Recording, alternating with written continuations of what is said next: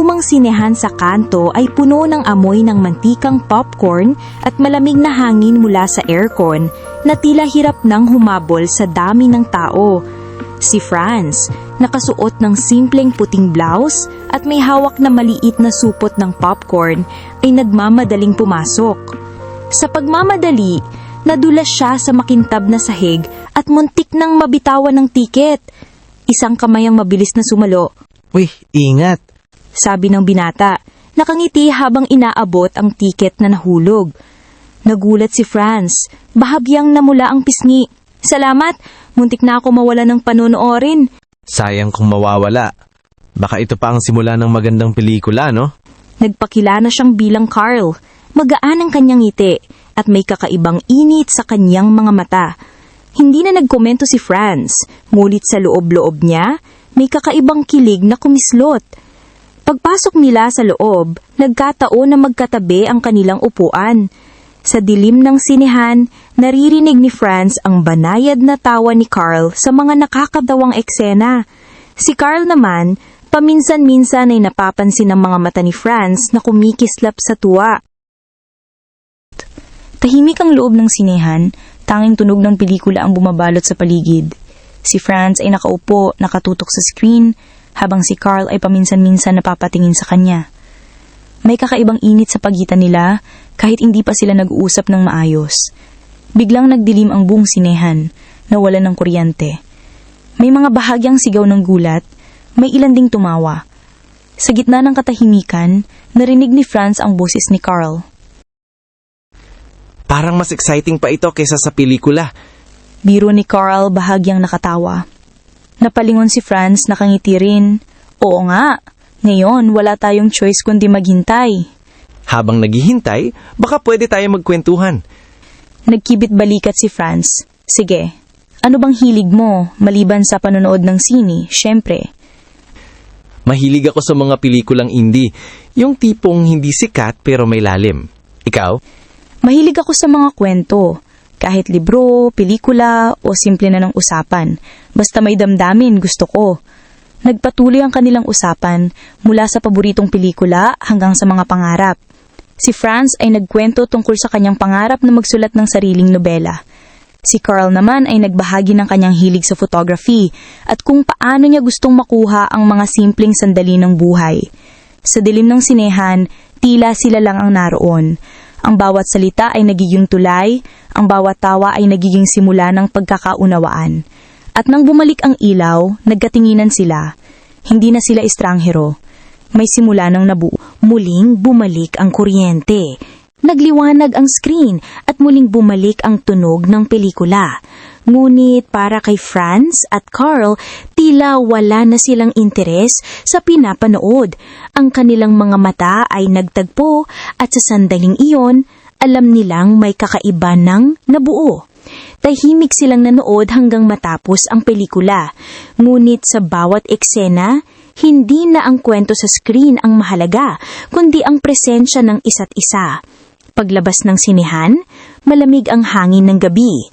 Ang mga tao ay nagmamadaling umalis, ngunit si Carl ay naglakad ng dahan-dahan, kasabay ni Franz. Salamat sa kwento kanina. Parang mas maganda pa nga kaysa sa pelikula. Napatawa si Franz. Ako rin, hindi ko akalaing makakahanap ako ng kausap sa gitna ng blackout. Sandaling katahimikan, si Carl ay bahagyang nagkamot ng batok, halatang kinakabahan. Kung okay lang, baka gusto mong magkape muna? Malapit lang dito, may paborito akong coffee shop. Nag-isip si Franz, ngunit mabilis ding sumang-ayon. Sige, para tuloy ang kwento natin. At doon, sa simpleng pag-aanyaya, nagsimula ang mas mahabang paglalakbay ng kanilang pagkakakilala. Ang dilim ng sinehan ay naging liwanag ng bagong simula. Lumabas sila ng sinehan at sa malamig na hangin ng gabi ay sabay na naglakad patungo sa isang maliit na coffee shop sa kanto. Ang ilaw mula sa loob ay mainit at kaaya-aya. Tila inaanyayahan ng sino mang pumasok. Pagpasok nila, agad silang sinanubong ng amoy ng bagong giling na kape. Umupo sila sa isang mesa sa gilid, malapit sa bintana. Si Carl ay umorder ng cappuccino, samantalo si Franz ay pumili ng caramel latte.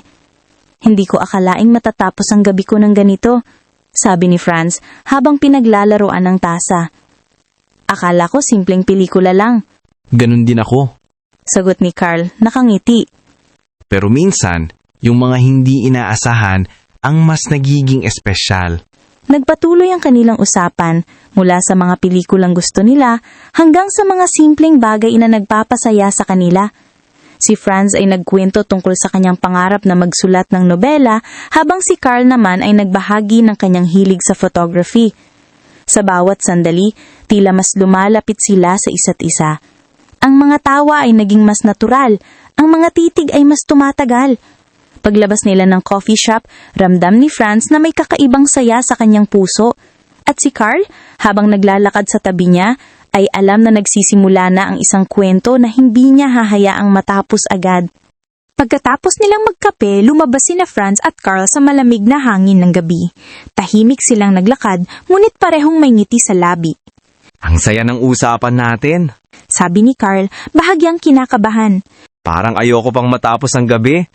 Napatingin si Franz, nakangiti rin. Ako rin! Ang dami pa nating pwedeng pag-usakan. Sandaling katahimikan. Si Carl ay naglabas ng kanyang cellphone sabay kamot ng batok. Kung okay lang, baka pwede kong makuha number mo para matuloy pa yung mga kwento natin. Bahagyang namula si Franz, ngunit tumango. Sige. Inilagay niya ang kanyang numero sa phone ni Carl at si Carl naman ay nag-save agad, nakangiti ng malapad. Salamat ha. Promise, hindi ako yung tipong magte-text lang ng kumista tapos mawawala. Gusto ko talagang makilala ka pa. Napatawa si Franz. Tingnan natin kung totoo yan. At sa sandaling iyon, may bagong tulay na nabuo. Isang simpleng numero na magiging daan sa mas mahaba pang komunikasyon. Sa bawat mensahe, sa bawat tawag, magsisimula ang mas malalim na pagkakaunawaan. Kinabukasan, maagang nagising si Franz.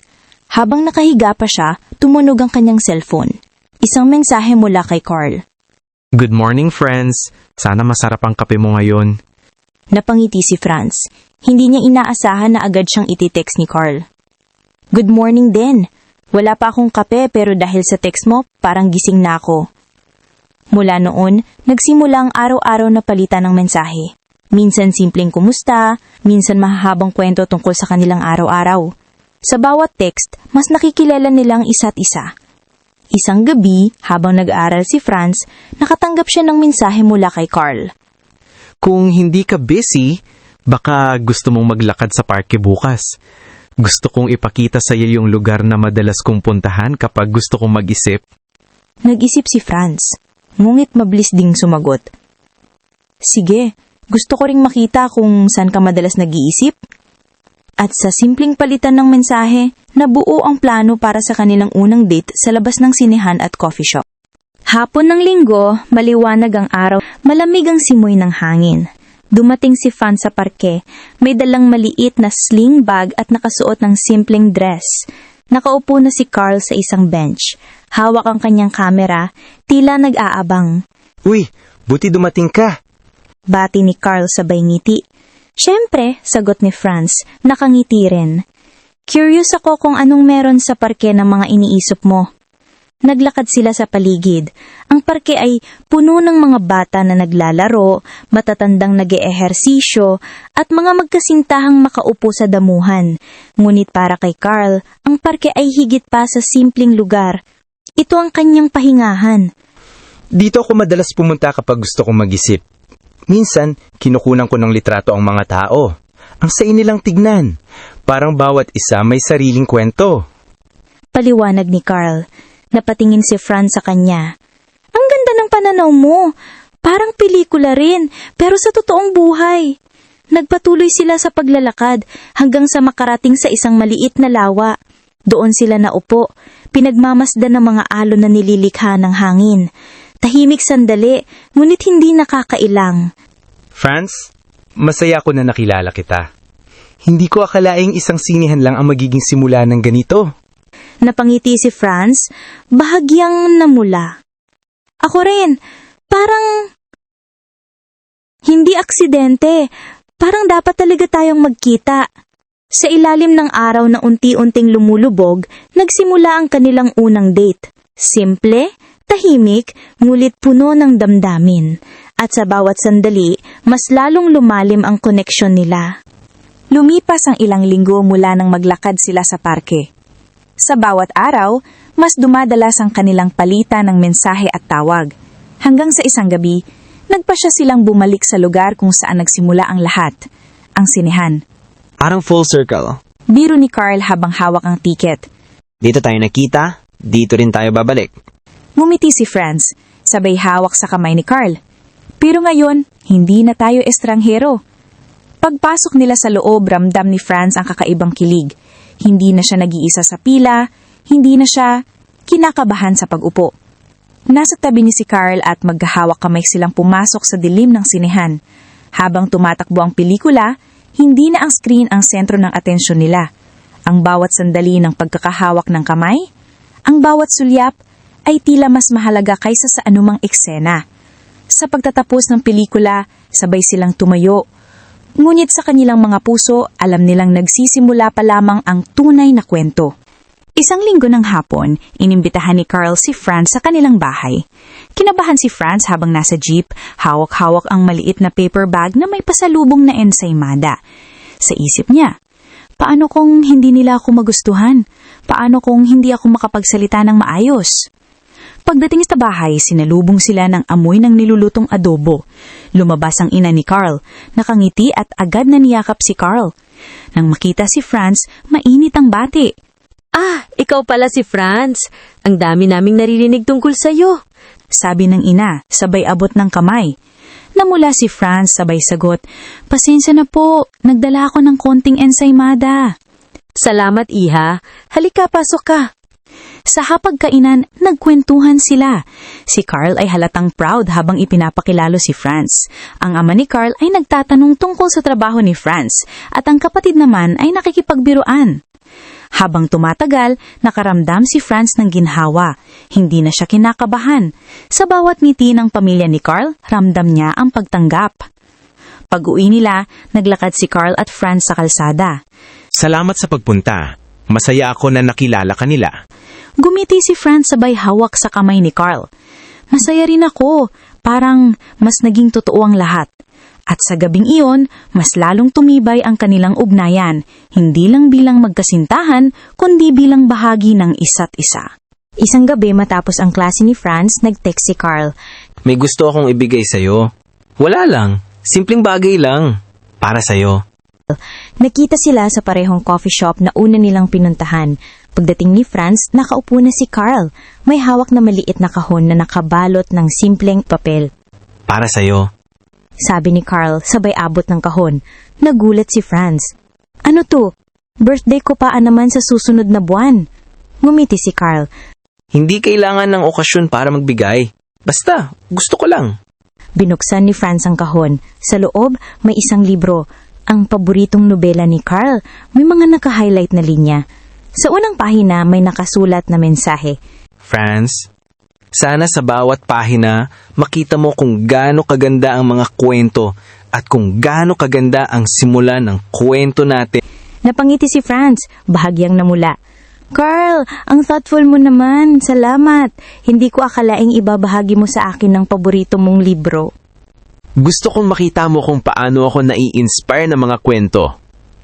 At gusto kong ikaw din ma-inspire sa sarili mong pangarap na magsulat. Sa gabing iyon, habang hawak ni Franz ang libro, ramdam niya ang bigat ng regalong hindi lang material, kundi simbolo ng pag-aalaga at pagtingin ni Carl. Isang Sabado ng hapon, nagkasundo sina Franz at Carl na magkikita sa coffee shop bandang 3:00. Dumating si Franz ng eksakto sa oras, ngunit lumipas ang 30 minuto, wala pa rin si Carl. Habang nakaupo, ramdam ni Franz ang unti-unting pag-init ng kanyang ulo. Bakit hindi man lang siya nag-text? Bulong niya sa sarili. Maya-maya, dumating si Carl, hingal at pawisan. Franz, sorry. Naipit ako sa trabaho tapos traffic pa eh. Hindi ko na nagawang mag-text. Napatingin si Franz halatang inis. Carl, Kahit simpleng mensahe lang sana, ang hirap maghintay ng walang alam. Tahimik si Carl, bahagyang nakayuko. Alam ko, mali ako. Pasensya na. Hindi ko dapat hinayaan na mag-alala ka. Sandaling katahimikan. Si Franz ay nagpakawala ng buntong hininga. Parang hindi ako mahalaga. Lumapit si Carl, seryoso ang tono. Franz, mahalaga ka. Hindi ko lang na-manage ng maayos ang oras ko. Pero ayokong masira ang tiwala mo dahil sa ganito. Sa huli, nagpasya silang mag-usap ng mas maayos. Natutunan nilang ang relasyon ay hindi lang puro kilig, may kasamang pasensya, pag-unawa at paghingi ng tawad. At sa unang tampuhan nila, mas lalo nilang natutunan ang halaga ng komunikasyon. Dumating ang Pasko at ang buong bayan ay puno ng ilaw at musika.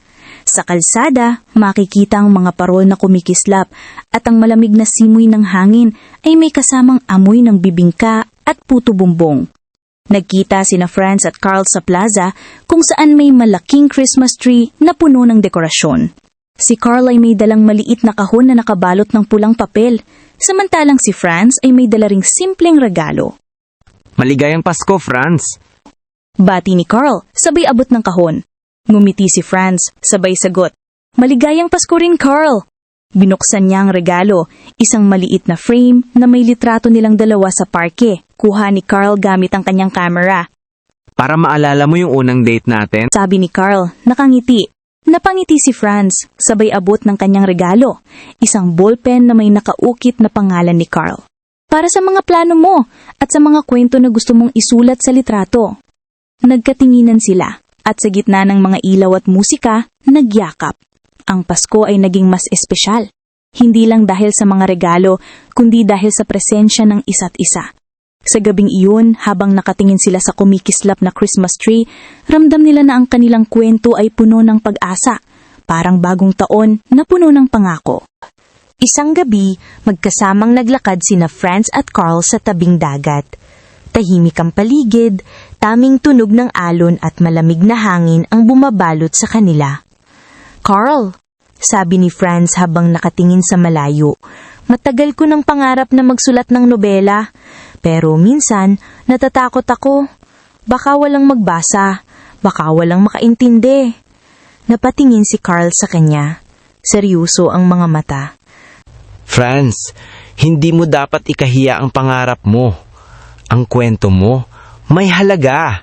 At kahit isa lang ang makabasa, kahit ako lang, sapat na yun para maging totoo. Napangiti si Franz, bahagyang namula. Ikaw talaga, ang dali mong magsalita ng mga bagay na nagpapagaan ng loob. Hindi lang salita. Kung gusto mo, tutulungan kitang magsimula. Pwede kong kuhanan ng litrato ang mga lugar na gusto mong gawing inspirasyon para may visual ka habang nagsusulat. Natawa si Franz, sabay hawak sa kamay ni Carl. Salamat. Ang sarap ng pakiramdam na may taong naniniwala sa pangarap ko. Sa gabing iyon, habang nakatingin sila sa mga bituin, ramdam ni Franz na hindi na siya nag-iisa sa laban. Isang Sabado ng umaga, nagpasya sina Franz at Carl na magpunta sa probinsya upang bisitahin ang isang lumang sinehan na matagal nang hindi pinupuntahan ng karamihan. Nakasakay sila sa bus, magkatabi habang pinagmamasdan ng mga tanawin, mga bukirin, bundok at mga bahay na gawa sa kahoy. Parang ibang mundo! Bulong ni Franz, nakadungaw sa bintana. Ang tahimik, ang simple. Gusto kong ipakita sa iyo ang sinihan dito. Hindi siya modernong tulad sa siyudad, pero may kakaibang charm. Para kang bumabalik sa nakaraan. Pagdating nila, sinalubong sila ng gusaling may kupas na pintura at lumang karatula. Sa loob, amoy alikabok at kahoy, ngunit may kakaibang init. Ang mga upuan ay gawa sa kahoy at ang projector ay tila antigong gamit. Umupo sila sa gitna, magkahawak kamay. Habang nagsimula ang pelikula, ramdam ni Franz ang nostalgia. Parang bumalik siya sa panahon na simple lang ang lahat. Ang ganda! Bulong ni Franz. Parang di lang pelikula ang pinapanood natin, kundi kasaysayan. Sumang-ayon si Carl. At mas masaya dahil kasama kita. Sa lumang sinehan ng probinsya, muling nabuhay ang alaala ng kanilang unang pagkikita. Ngunit mayon, mas matibay na ang kanilang ugnayan. Hindi na simula, kundi pagpapatuloy ng kwento. Isang gabi, nagkita sina Franz at Carl sa parehong coffee shop. Habang naghihintay si Franz, napansin niyang may kausap si Carl sa labas. Isang babaeng nakangiti, tila matagal nang kakilala. Nag-usap sila ng masigla at paminsan-minsan ay tumatawa si Carl. Pagpasok ni Carl, agad siyang binati ni Franz, ngunit may bahagyang lamig sa tono. Sino yung kausap mong kanina? Nagulat si Carl, bahagyang natawa. Si Mia. Matagal ko ng kaibigan. Kaklase ko noong kolehiyo. Nagkataon lang na nagkita kami. Napatango si Franz, ngunit hindi na itago ang selos. Mukhang close kayo ah.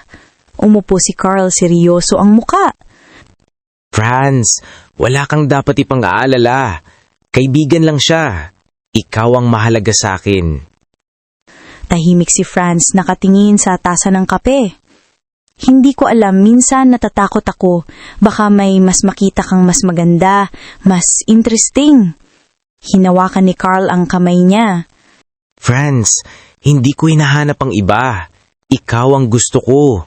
Ikaw ang kasama kong manood ng pelikula, maglakad sa parke, at mangarap ng nobela. Walang makakapalit dun. Napangiti si Franz kahit may bahagyang hiya sa kanyang selos. Pasensya na, minsan hindi ko mapigilan. Ngumiti si Carl sabay hawak ng mas mahigpit sa kanyang kamay. Normal lang ang selos, pero tandaan mo, ikaw lang ang pinili ko. At sa gabing iyon, natutunan nilang ang pagsiselos ay bahagi lang pagmamahal, ngunit mas matibay ang tiwala at pag-unawa. Pagkatapos ng tampuhan at paninibugho, nagpasya sina Franz at Carl na muling mag-usap sa parke kung saan sina unang nag-date. Tahimik ang paligid, tanging tunog ng mga dahon at huni ng ibon ang maririnig. Franz, ayokong maulit yung nangyari. Ayokong maramdaman mo na hindi ka mahalaga. Gusto kong maging malinaw. Ikaw ang pinili ko at ikaw lang. Napatingin si Franz, bahagyang namula. Carl, pasensya na rin. Minsan natatakot ako, kaya nagiging selosa, pero ayokong masira ang tiwala mo. Hinawakan ni Carl ang kanyang kamay, mas mahigpit kaysa dati. Hindi ko hinahanap ang perpektong relasyon. Ang gusto ko, yung totoo. May saya, may tampuhan, pero sa huli, mas matibay. At gusto kong ikaw ang kasama ko sa lahat ng iyon. Napangiti si Franz, sabay yakap kay Carl. Kung ganon, pangako rin ako. Hindi lang sa saya, kundi pati sa hirap. Hindi lang sa simula, kundi hanggang sa dulo. Sa ilalim ng mga punong gumagalaw sa hangin, nagpalitan sila ng pangako. Hindi lang salita, kundi damdamin. At sa sandaling iyon, mas lalong tumibay ang kanilang ugnayan, mas matatag kaysa dati. Matapos ang ilang linggo ng masinsinang pagkikita, nagpasya sina Franz at Carl na mag-out-of-town trip. Pinili nila ang isang bayan sa tabing dagat, kilala sa tahimik na dalampasigan at sariwang hangin. Maaga silang umalis, sakay ng bus, magkatabi at magkahawak kamay. Habang binabaybay ang mahabang kalsada, nagkwentuhan sila tungkol sa mga simpleng bagay, mga alaala ng pagkabata, mga pangarap at mga plano sa hinaharap. Pagdating nila sa dalampasigan, sinalubong sila ng malawak na dagat at puting buhangin. Si Carl agad na inilabas ang kanyang kamera. Kinukunan si Franz habang nakatingin sa alon. Ang ganda mo sa natural light, Franz. Biro ni Carl, sabay kuha ng litrato. Napatawa si Franz sabay sagot, "Hindi ako model ha, pero kung ikaw ang photographer, baka pwede na." Naglakad sila sa baybayin, nakapaa, habang ang alon ay humahalik sa kanilang mga paa. Sa bawat hakbang, ramdam nila ang kalayaan, malayo sa ingay ng syudad, malayo sa mga alalahanin. Sa hapon, naupo sila sa buhangin, pinagmamasdan ng paglubog ng araw. Si Franz ay nakasandal sa balikat ni Carl, habang si Carl ay tahimik na nakatingin sa horizon. Ang saya ko nakasama ka dito.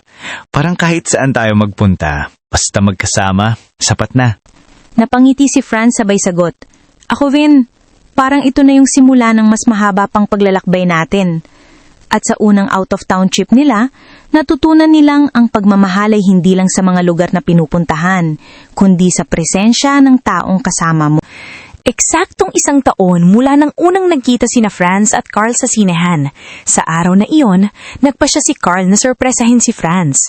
Paglabas ni Franz mula sa klase, sinalubong siya ni Carl na may dalang buki ng bulaklak at isang maliit na kahon.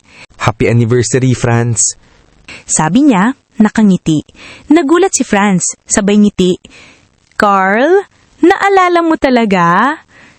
Siyempre, hindi ko makakalimutan ng araw na nagsimula ang kwento natin. Binuksan ni Franz ang kahon. Isang simpleng kwintas na may maliit na pendant na hugis libro. Para sa pangarap mo. Para sa nobela na gusto mong isulat. Napangiti si Franz, sabay yakap kay Carl. Salamat, ang espesyal ng regalo mo. Pero higit sa lahat, ang mahalaga ay ikaw. Nagpunta sila sa parehong sinehan kung saan sila unang nagkita. Umupo sila sa parehong lugar, magkahawak kamay. Habang tumatakbo ang pelikula, nagbalik ang alaala ng unang gabi. Ang dilim, ang pagkakakilala, ang simula ng lahat. Ngunit ngayon, hindi na sila estranghero. 1 taon na silang magkasama, mas matibay, mas masaya, at mas puno ng pangako. Dumating ang unang malaking pagsubok sa relasyon ni na Franz at Carl. Isang gabi, habang nag-aaral si Franz para sa kanyang finals, nakatanggap siya ng tawag mula kay Carl. Mabigat ang boses nito. Franz, kailangan kong pumunta sa ibang probinsya. May trabaho akong tinanggap at baka tumagal ng ilang buwan. Natigilan si Franz. Ibig sabihin, hindi na tayo madalas magkikita? Tahimik si Carl sandali bago sumagot. Oo, pero kailangan ko itong gawin. Para sa future natin. Para sa mga plano ko. Ramdam ni Franz ang bigat sa kanyang dibdib. Carl, natatakot ako. Paano kung magbago ang lahat? Paano kung mawala yung closeness natin? Lumapit si Carl. Hinawakan ang kanyang kamay. Franz, hindi mawawala. Oo, mahirap ang long distance, pero hindi ibig sabihin nun na titigil ang pagmamahal ko. Pangako, kahit malayo ako, ikaw pa rin ang nasa isip ko. Napaluha si Franz. Kung ganun, susubukan kong maging matatag. Susubukan kong paniwalaan ang pangako mo. At sa gabing iyon, natutunan nilang ang relasyon ay hindi lang sinusubok sa saya at kilig, kundi sa hirap ng pagkakahiwalay. Ang tiwala at pangako ang magiging sandigan nila sa darating na mga buwan. Lumipas ang ilang linggo mula nang umalis si Carl papuntang probinsya. Sa simula, ramdam ni Franz ang lungkot at pangungulila. Ngunit sa bawat araw, pinipilit nilang punan ang distansya sa pamamagitan ng tawag at mensahe. Tuwing gabi, tumatawag si Carl. Franz, kumusta ang araw mo? Nakapag-aral ka ba ng maayos?